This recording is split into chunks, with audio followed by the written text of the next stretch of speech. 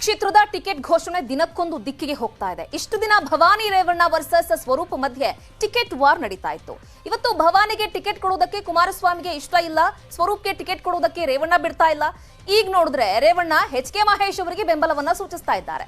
Revanna ಅಣತಿಯಂತೆ HK. Mahesh ಇವತ್ತು ದೇವೇಗೌಡರನ್ನ ಭೇಟಿ ಮಾಡಿ ಮಾತುಕತೆಯನ್ನ ಕೂಡ ನಡೆಸಿದ್ದಾರೆ. ಅಂದಹಾಗೆ ಯಾರಪ್ಪ ಈ ಮಹೇಶ್ ಅಂತ ನೋಡಿದ್ರೆ 2018ರ ಚುನಾವಣೆಯಲ್ಲಿ ಇದೇ ಎಚ್.ಕೆ. ಮಹೇಶ್ ಅವರು ಕಾಂಗ್ರೆಸ್ನಿಂದ ಸ್ಪರ್ಧೆ ಮಾಡಿ 3ನೇ ಸ್ಥಾನಕ್ಕೆ ತೃಪ್ತಿ ಪಟ್ಕೊಂಡಿದ್ರು.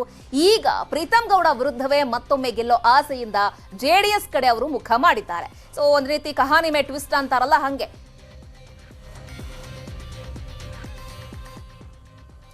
ಅಭ್ಯರ್ಥಿಗಳ ಆಯ್ಕೆಗೆ ಕಾಂಗ್ರೆಸ್ನವರು ಮೆಂಬರ್ಶಿಪ್ ಅಸ್ತ್ರವನ್ನ ಬಿಟ್ಟಿದ್ರು. 2 ಲಕ್ಷ ಹಣವನ್ನೂ ಕೂಡ ತೆಗೆದುಕೊಂಡಿದ್ರು. ಈಗ ಬಿಜೆಪಿ ಕಾಂಗ್ರೆಸ್ಗೆ ಟಕ್ಕರ್ ಕೊಟ್ಟಿದೆ. ಕಾರ್ಯಕರ್ತರು, ಜಿಲ್ಲಾ ಮುಖಂಡರ ಮೂಲಕ ಅಭ್ಯರ್ಥಿ ಆಯ್ಕೆಗೆ ಎಲೆಕ್ಷನ್ ಮಾಡಿದೆ. ಆ ಸ್ಪೆಷಲ್ ಸ್ಟೋರಿ ನಿಮ್ಮ ಮುಂದೆ.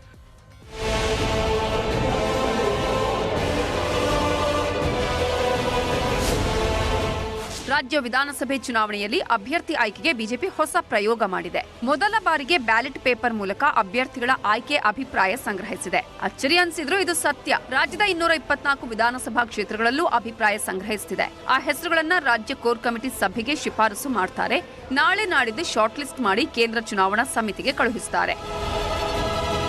ನಾವು ಕೆಳಮಟ್ಟದ ಕ್ಷೇತ್ರ ಮಟ್ಟದ ಪ್ರಮುಖರು, ಪದಾಧಿಕಾರಿಗಳ ಅಭಿಪ್ರಾಯ ಅದನ್ನು ಜಿಲ್ಲಾ ಮತ್ತು ರಾಜ್ಯದಲ್ಲಿ ಪರಾಮರ್ಶೆ ಮಾಡಿ ಕೊನೆ ಪಾರ್ಲಿಮೆಂಟ್ ಬೋರ್ಡಲ್ಲಿ ಮುಂದಿನ ವಾರಕ್ಕೆ ಎಲೆಕ್ಷನ್ಗೆ ಅಭ್ಯರ್ಥಿಗಳನ್ನ ಆಯ್ಕೆ ಮಾಡೋದಕ್ಕೆ ಎಲೆಕ್ಷನ್ ನಡೆಸ್ತಿರೋದು ರಾಜ್ಯದಲ್ಲಿ ಇದೇ ಮೊದಲು. ಹಾಗಿದ್ರೆ ಅಭ್ಯರ್ಥಿಗಳ ಆಯ್ಕೆಗೆ ಮಾಡ್ತಿರೋ ಎಲೆಕ್ಷನ್ ಹೇಗಿರುತ್ತೆ ಅಂತ ನೋಡೋಣ. 224 ಕ್ಷೇತ್ರಗಳಲ್ಲೂ ಬಿಜೆಪಿ ಅಭ್ಯರ್ಥಿಗಳ ಆಯ್ಕೆಗೆ ರಾಜ್ಯದ 22,000 ಪದಾಧಿಕಾರಿಗಳಿಂದ ಮತದಾನ ನಡೆದಿದೆ. ಯಾವ ಅಭ್ಯರ್ಥಿ ಪರ ಕಾರ್ಯಕರ್ತರ ಒಲವಿದೆ, ಯಾವ ಆಕಾಂಕ್ಷಿ ವಿರುದ್ಧ ಬಿಜೆಪಿಯಲ್ಲಿ ಮುನಿಸಿದೆ, ಮೊದಲ ಪ್ರಾಶಸ್ತ್ಯ, 2ನೇ ಪ್ರಾಶಸ್ತ್ಯ, 3ನೇ ಪ್ರಾಶಸ್ತ್ಯ ಯಾರಿಗೆ ಟಿಕೆಟ್ ಕೊಟ್ರೆ ಗೆಲುವು ಸುಲಭ ಅನ್ನುವ ಲೆಕ್ಕಾಚಾರ ಹಾಕಿ ಎಲ್ಲಾ ಜಿಲ್ಲೆಗಳಲ್ಲೂ ಬಿಜೆಪಿ ಬ್ಯಾಲೆಟ್ ಮತದಾನಕ್ಕೆ ಅವಕಾಶ ಮಾಡಿಕೊಟ್ಟಿತ್ತು. ಬೆಂಗಳೂರಿನ 3 ಕಡೆ ಅಭ್ಯರ್ಥಿ ಆಯ್ಕೆಗೆ ಬಿಜೆಪಿ ಚುನಾವಣೆಯೂ ನಡೆಯಿತು.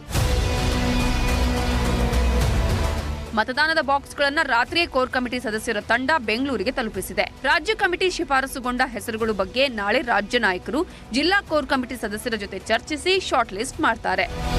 ಯಾರಿಗೆ ಟಿಕೆಟ್ ಕೊಟ್ರೆ ನಮ್ಮ ಪಕ್ಷಕ್ಕೆ ಗೆಲುವಾಗುತ್ತೆ ಅನ್ನೋ ಅಭಿಪ್ರಾಯವನ್ನ ಸೂಚಿಸುವಂತಹ ಒಂದು ಗೌಪ್ಯ ಮತದಾನವನ್ನ ಅಥವಾ ಒಂದು ಆಂತರಿಕ ಪ್ರಜಾತಾಂತ್ರಿಕ ಪ್ರಕ್ರಿಯೆಯನ್ನ ಇವತ್ತು ಅಳವಡಿಸಿಕೊಂಡು ನಾವು ಅಭಿಪ್ರಾಯನ ಸಂಗ್ರಹಣೆ ಮಾಡ್ತೀವಿ.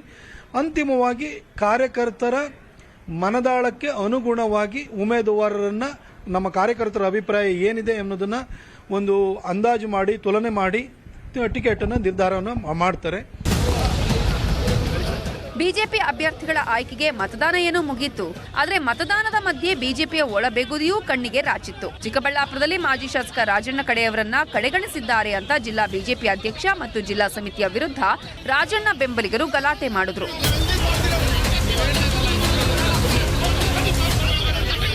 ಯಾದಗಿರಿಯಲ್ಲಿ ಬಿಜೆಪಿ ಟಿಕೆಟ್ ಆಕಾಂಕ್ಷಿ ಚಂದ್ರಶೇಖರ್ ಗೌಡ, ಮಾಗನೂರು ಹಾಗೂ ಸಿದ್ದಣ್ಣಗೌಡ ನಡುವೆ ವಾಗ್ವಾದ ನಡೆಯಿತು. ಅದು ಎಂಎಲ್ಸಿಗಳಾದ ರಘುನಾಥ್ ಮಲ್ಕಾಪುರೆ, ಸತೀಶ್ ಎದುರಲ್ಲೇ. ಕೋಲಾರದಲ್ಲಿ ವೇದಿಕೆ ಎದುರೇ ಕೆಜಿಎಫ್ ಗ್ರಾಮಾಂತರ ಪದಾಧಿಕಾರಿಗಳು ಹಾಗೂ ಕಾರ್ಯಕರ್ತರು ಜಗಳ ಮಾಡಿಕೊಂಡ್ರು. ಬೆಂಗಳೂರಿನ ಖಾಸಗಿ ರೆಸಾರ್ಟ್ನಲ್ಲಿ ನಾಳೆ ನಾಡಿದ್ದು 2 ದಿನಗಳ ಕಾಲ ಅಭ್ಯರ್ಥಿಗಳ ಶಾರ್ಟ್ ಲಿಸ್ಟ್ ಮಾಡಿ ಕೇಂದ್ರ ಚುನಾವಣಾ ಸಮಿತಿಗೆ ಕಳುಹಿಸುತ್ತಾರೆ. ಏಪ್ರಿಲ್ 4ಕ್ಕೆ ದೆಹಲಿಯಲ್ಲಿ ಸಭೆ ಮಾಡಿ ಹೆಸರು ಫೈನಲ್ ಆಗಲಿದ್ದು ಏಪ್ರಿಲ್ 5 ಅಥವಾ 6ಕ್ಕೆ ಮೊದಲ ಪಟ್ಟಿ ಪ್ರಕಟವಾಗುವ ಸಾಧ್ಯತೆ ಇದೆ.